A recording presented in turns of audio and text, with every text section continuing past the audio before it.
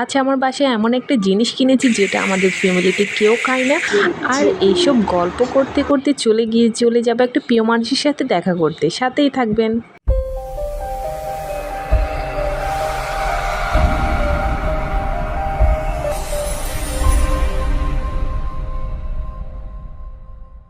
Hello guys, আসসালামু আলাইকুম রহমতুল্লাহি অবরাকাতুহু। কী খবর আপনাদের? আশা করি আল্লাহর অশেষ রহমতে ভালো আছেন এবং আলহামদুলিল্লাহ আপনাদের দোয়ায় আমিও অনেকটা ভালো আছি। যদিও আজ সারাটা দিন চলে গিয়েছিল অনেক কাজকর্ম নিয়ে, তারপরেও আপনাদের সাথে শেয়ার করাটা তো চলেই, কারণ এখন যেহেতু আপনারা আমার নতুন ফ্যামিলি সদস্য, তাই আপনাদের সাথে তো অবশ্যই শেয়ার করতে হবে। সারাটা দিন কাজকর্ম শেষ করে এবং সব শেষ করে গিয়েছিলাম একটা প্রিয় মানুষের সাথে দেখা করতে। তাও আজকে আপনাদের সাথে শেয়ার করব গিয়েছিলাম কোথায়। পুরো ভিডিওটা দেখার জন্য অবশ্যই শেষ পর্যন্ত দেখতে হবে। বাসায় যেহেতু মাছ শেষ হয়ে গিয়েছে, নিচেই দেখলাম সকালে জাল দিয়ে নেওয়া পুকুর থেকে টাটকা রুই মাছ আর মলা মাছ ছিল। আর এক যুগ পর নিয়েছি আমার বাসায় আমি পাঙ্গাস মাছ। কি আর বলবো, আম্মু যেহেতু বলেছিল, অবশ্যই সত্য বলতে আমার ফ্যামিলিতে তেমন কেউ একটা পাঙ্গাস মাছ খায় না। আম্মু বলল বাচ্চাদের জন্য অনেক ভালো, কাটা কম থাকে, তাই আর বাচ্চাদের জন্য নিয়েছিলাম একটা পাঙ্গাস মাছ করে নিয়েছিল। আর আমি রুই মাছগুলো পরিষ্কার করে নিচ্ছিলাম। যেহেতু রুই মাছগুলো কেটে নিয়েছি, সেদিকে একটা সুবিধা হয়, তাই আমি চেষ্টা করি এভাবে কেটে নিতে পারলে অল্প রুই মাছ একটু বেশি করে নিয়ে ফ্রিজে রাখার জন্য। সবসময় তো আর টাটকা নিয়ে খাওয়া দাওয়া করার তো সম্ভব না, তাই কিছুটা চেষ্টা করি আগে থেকেই কিছু ফ্রোজেন করে রেখে দিতে। মাছ পরিষ্কার করার পর চলে আসলাম চটপট রান্না করতে। আজকের রেসিপিতে কী থাকছে তাও কিন্তু আপনাদেরকে জানাবো। রসুনগুলো একটু পেঁয়াজ দিয়ে একটু কষিয়ে নিলাম, সাথে কাঁচামরিচগুলো দিয়েও একটু কষিয়ে নিলাম।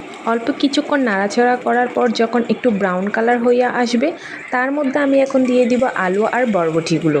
আমি এটাও কিছুক্ষণ নাড়াচাড়া করে তারপর উপরে দিয়ে দিব হলুদের গুঁড়া, তারপর দিয়ে দিব সামান্য পরিমাণ লবণ। আমি ভাজিটা সাধারণত এভাবেই করি, অনেকে অনেকের মতো করতেই পারে, তবে আমি আমার এভাবেই করে থাকি। ও সাথে দিয়েছিলাম হালকা করে জিরে গুঁড়ো দিলে ভাজির স্বাদটা একটু বেড়ে যায়। তবে আমি চেষ্টা করি সব কিছুতে একটু টেস্টটা ডিপেন্ড হোক, সবসময় তো আর একরকম খাওয়া যায় না, তাই চেষ্টা করি সব কিছুতে একটু টেস্টটা অন্যরকম হোক। সবসময় তো আর একরকম খেতে খেতে একঘেয়েমি চলে আসে। ভাজিগুলো কষাতে দিয়ে এদিকে আমার বড় ছেলে সিঙ্গারা এনেছিল, সেই সিঙ্গারাগুলো খেয়ে নিলাম, যেহেতু হালকা খিদা লেগেছিল তাই। তারপর অন্য পাশে আমি দিয়ে দিয়েছি রুই মাছ। অবশ্য রুই মাছগুলো আজকের কেনা না, আগেরই রুই মাছ ছিল। যেহেতু একটু লেট হচ্ছিল, তাই আমি চিন্তা করলাম মাছ একটু ফ্রাই করে নিই। আর এক যুগ পর আমার বাসায় আজকে কিনেছি আমি পাঙ্গাস মাছ। যদিও আমি পাঙ্গাস মাছ খাই না, আমার ফ্যামিলিতে তেমন কেউ খাই না।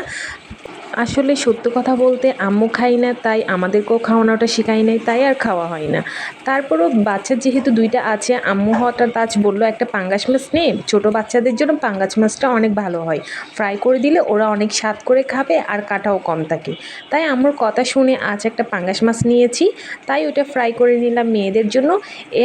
এই ফাঁকে আমি চলে আসলাম আরেকটি রান্না করার জন্য।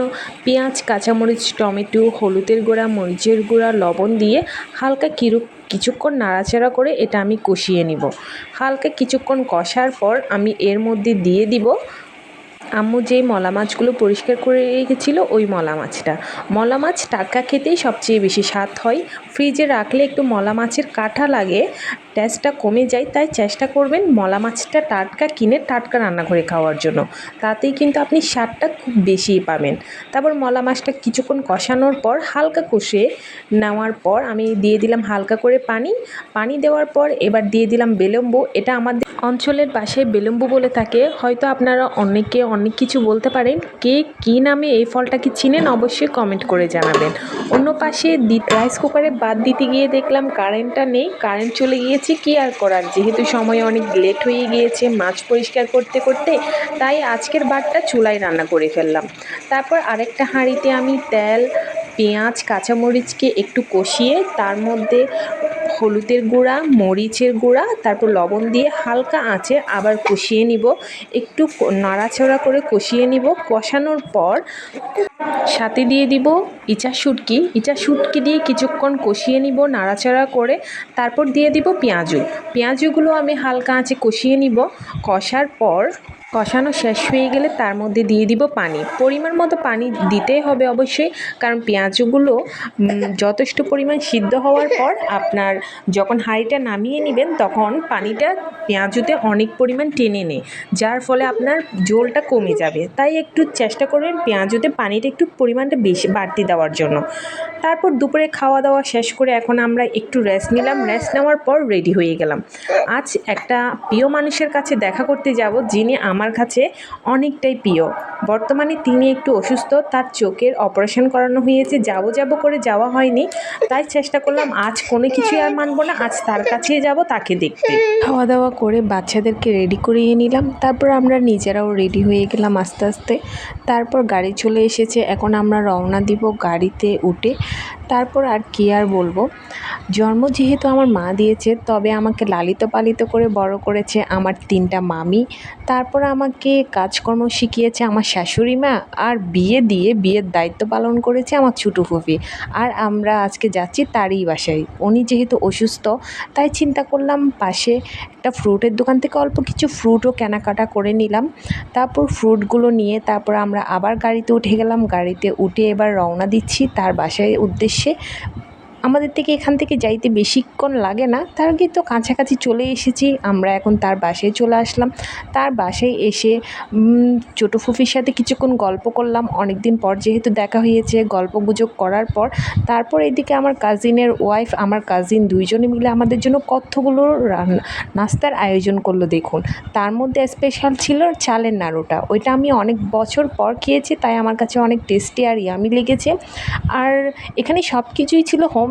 এই যে পেঁয়াজুর বড়া, এটা তো অনেক টেস্টি ছিল, মনেই হচ্ছিল আমি যেন চিংড়ি মাছের পকোড়া খাচ্ছি।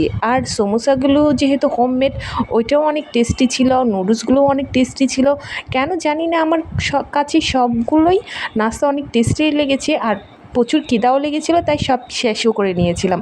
গল্প করার পর কিছুক্ষণ আবার আমরা রওনা দিয়ে দিলাম চলে আসার জন্য।